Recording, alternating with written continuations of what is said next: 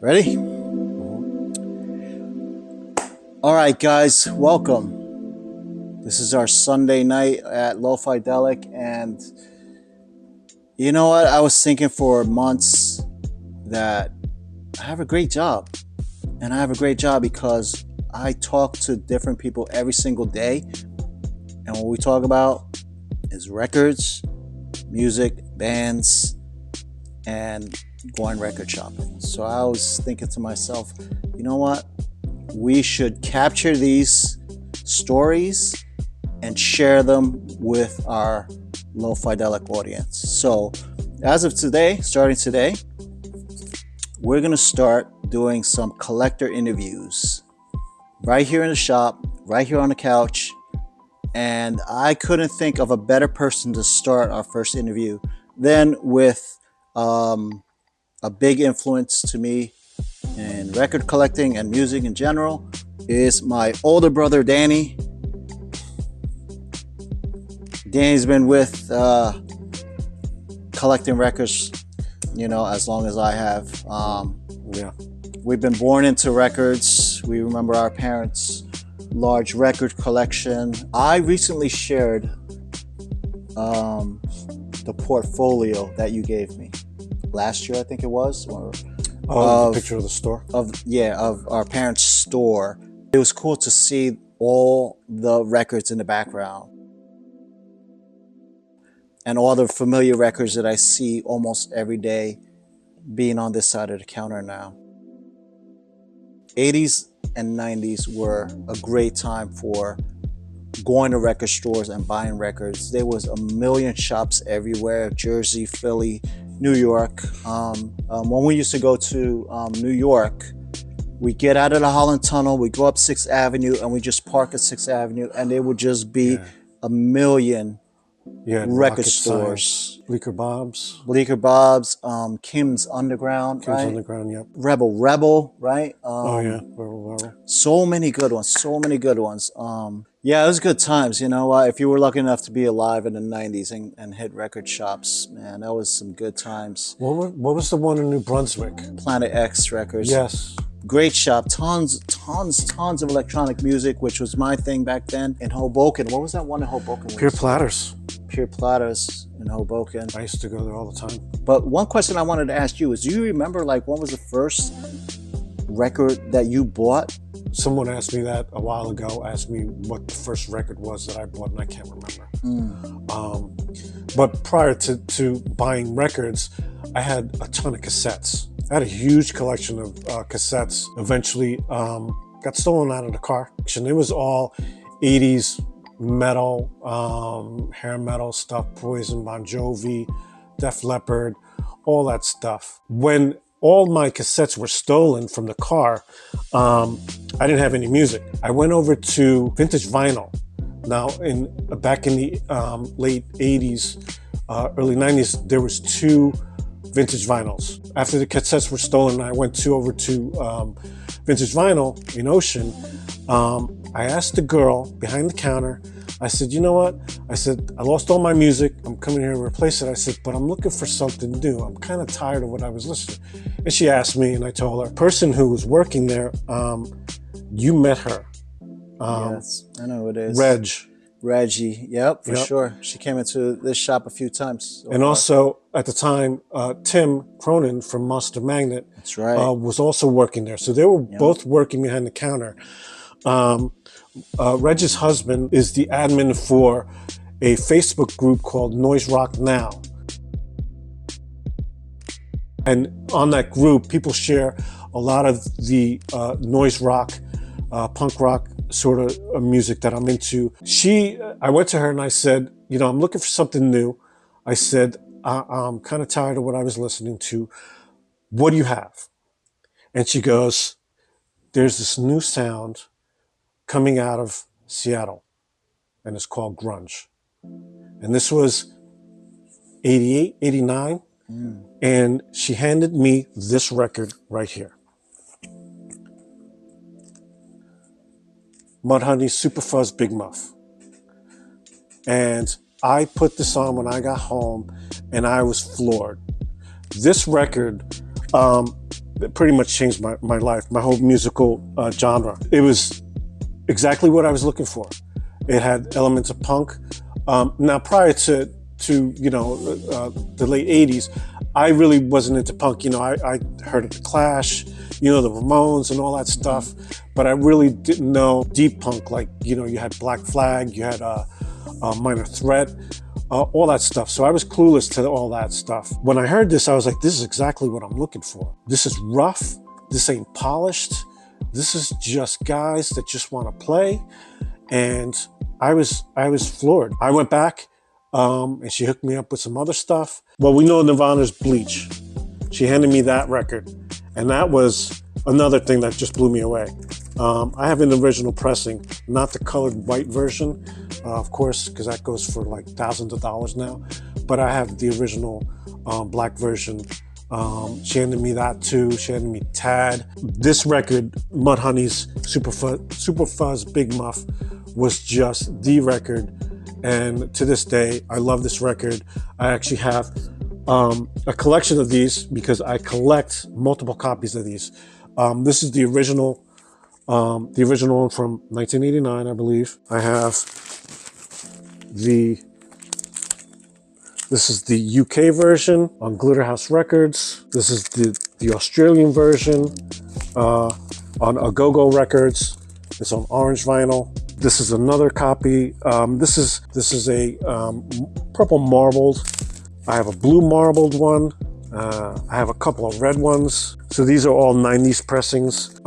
Here's, I think this is a 2009 version. Another one from Newberry Comics in Boston. This is like a cloudy gray mix. This is another 2000 pressing. Sub Pop did another reissue of them. You have the yellow version for the US pressing, and then another yellow version, the UK pressing. To me, it's a album that changed my whole listening perspective. And, I discovered a lot more music by listening to them and reading up on them. There was no internet at the time, so you had to buy fanzines, listen on college radio, and get your info from that. From there, it progressed to getting into other music. So you got to tell them the story about how when we were living in Middletown, you came to a point where you just threw away, for some reason or another, you just threw away a whole bunch of 90s records. So I was buying tons of records. I was spending like $200 a week. At some point, my record collection just got way too big. They were still brand new. I knew they weren't going to pay a lot for it, so I just dumped them. I threw them in the garbage. And there were records there that I wish I had now. I don't remember all of them. It was probably like maybe 100 records. I know 2 records that were in there that go for good money now. They were both Mother Love Bone. Mother Love Bone had too much of a hair metal vibe with them. I didn't get into it, so long story short, I just dumped them. But since then, I have not gotten rid of any records ever. And my collection is over 6,000 records, with, LPs and 7 inches. I don't even sell much, I keep it all, and my wife is kind of like, what's going to happen to these records when you die? I'm like, right here. Doesn't matter to me. I'll be dead. Here. I remember when you put me onto the John Spencer Blues Explosion. I went to a couple of his shows, and you're like, dude, you got to come to this show with me. You got to see this guy on stage. He's just insane. Yeah, John Spencer's Blues Explosion is the early stuff when he was just playing short and fast songs. He likes to continue songs instead of stopping after each song. So sometimes he'll just run into 3 or 4 songs at one time. Who else did you put me on to? Easily the early Nirvana, before Nevermind, obviously the Bleach stuff. Helmet. Oh, jeez. Yes, Helmet. I was going to say that. It was on tip of my tongue. When we used to go to the Fast Lane in Asbury Park and see freaking Helmet. And Monster Magnet. Monster Magnet's first record, first single. This is the first couple of songs. This is Murder and Tractor. This was on there. Both songs were on their first album. And I got pretty much everything by Monster Magnet. Again, Reg and Tim both told me about Monster Magnet, and they said, you got to hear this band. I'm in the band, Tim said, and they were all friends. And yeah, Monster Magnet. So Dan, why don't you run through? You got a box of good stuff here. I asked you to bring in some records that mean stuff to you. I haven't seen your box yet, but so we were talking what do you about got some stuff? We were talking about Helmet was first discovered by a label called Amphetamine Reptile. Amphetamine Reptile was started by a gentleman named Tim Hazelmeyer, and he was in a band called Halo of Flies. These are some of the first ones that he released on the label. This is scale number 2, I believe. This one's scale number 3, might be. These are some of them. This is his band, Halo of Flies. Awesome, great punk rockish noise rock stuff. This is the U-Men. They were from Seattle, I believe. The Thrown Ups. And then we had a series that Tom Hazelmeyer started called Dope, Guns, and Fucking in the Streets. And this was the first one that he put out. And this is the rare red version of this record. Very sought after. And here's number 12. Again, this is the highly sought after one. I believe these were only 100 of these were made. And all the early AMREP stuff is highly sought after. Especially the Halo of Flies stuff. The stuff he releases is kind of on the rare side. Here's a copy of one of the recent reissues of Melvin's Houdini. And this is a repressing with custom artwork by Hayes. These are all handmade. These are lino cuts, colored vinyl, numbered, because I believe there's only like 200 of these, different colored versions. This is this is when we went up to Third Man. This is when we went up to Third Man Records when they opened up their Detroit store. And then there's another Melvin's release. This is also on Amphetamine Reptile. There's 10 of these, and these are pretty expensive too if you try to look them up on Discog. And some of these were limited to 100 a piece. Amphetamine Reptile does some repressings, and then they do a reimagined cover. Here's an original release by the band called Hammerhead. The label did a reissue of it. Again, handmade covers, handmade art. Nice on record. Colored vinyl. I believe this was the deluxe version. I think only 100 of these were made. These are absolutely beautiful. Another Hammerhead release. So I have a number 3 of 10. These are highly sought after. Again, he does, the label does some great stuff. This is Seahorse. Now this one, he went all out on this one. The vinyl is a screen print, a silk screen on one side, and then the actual music on the other side. Oh, damn. So it's actually on colored vinyl and then screen printed. Here's a rare one. This is the Melvins and Nirvana split single doing a cover of the Velvet Underground. Nirvana does Here She Comes Now, and the Melvins do Venus and Furs. There was, I believe, 1,000 of these printed up on various colored vinyl. These are highly sought after. I bought this at Vintage Vinyl, again, for $3.99. And I keep the price tag on there just so everybody knows how much I paid for this, because this goes for at least $200 now or more. I also started getting into other genres. I love garage rock, which called budget rock. They really didn't have much in way of production. This is the Oblivions. This is their second album, and this is Popular Favorites. I love the cover because of what the shirt says on there, which is really funny. It says "Killer Punk for Rock and Roll." Another popular band at the time, early on, that was into the garage rock scene was the White Stripes. This is their first record. It came out on Sympathy for the Record Industry. This is their second album, and this is way before they got big. This is their third album. With getting into garage rock, a lot of garage rock bands would cover blues artists. So I started getting into blues records. Here's Little Walter. He's a harmonica player. This is great stuff here. Here's another one, Hound Dog Taylor.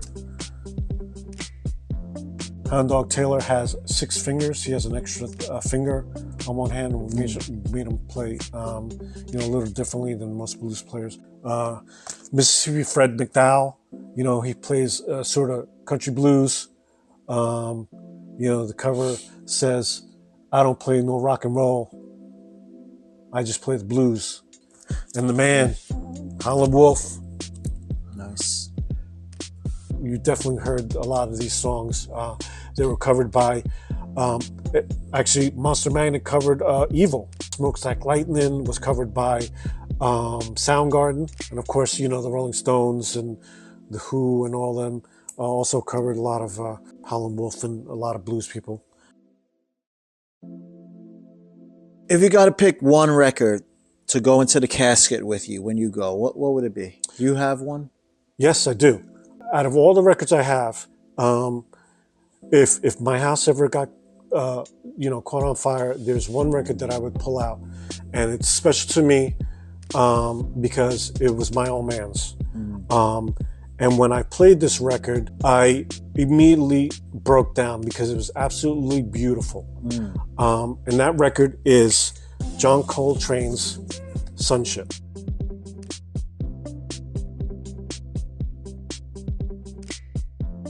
When I played this record, there's one song on here that I try not to, I don't even listen to this record anymore because it's hard for me to listen to. But there's a song on here, a piece on here called Dearly Beloved. And when you hear it, you can feel the anguish that is in John Coltrane when you hear that song. I'll be honest, I break down when I hear it. But this is the record that I would have buried with me, that I would just grab. Everything else, I don't care how much it's worth. This is how I got into John Coltrane and free jazz, Sun Ra. But yeah, this would go to me with me in the grave. Cool. And what's that last one you got down there?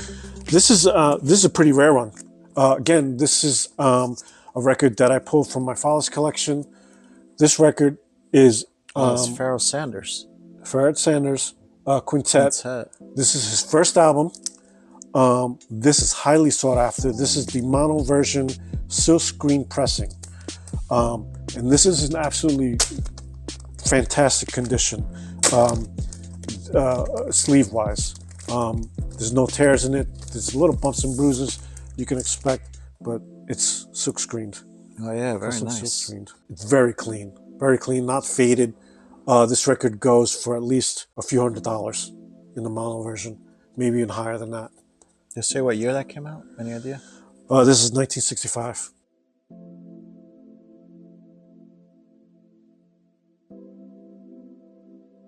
What kind of collector are you? One is the original pressings collector. Two is the completist, where if you're a fan of John Coltrane, you have to get everything in this collection, whether it be good or bad. And then there's some collectors who just they don't kill. They'll buy a $20 repress as long as they have something music nice to listen to. I'm a variety of things.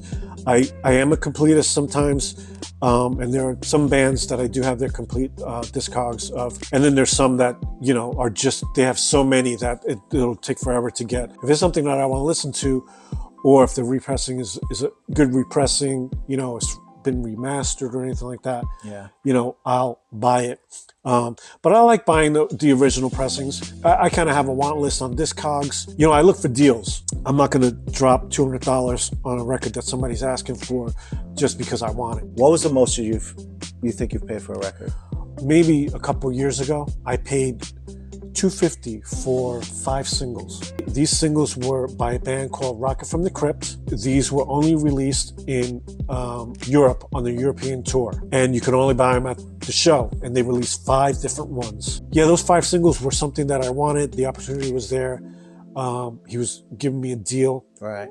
At $250. So what's on your want list? Like maybe what's 3 on your want list? There's no real top one. Of course, you know, I'm still collecting the Mudhoney ones, the different colors, versions. My top want list, I really couldn't tell you.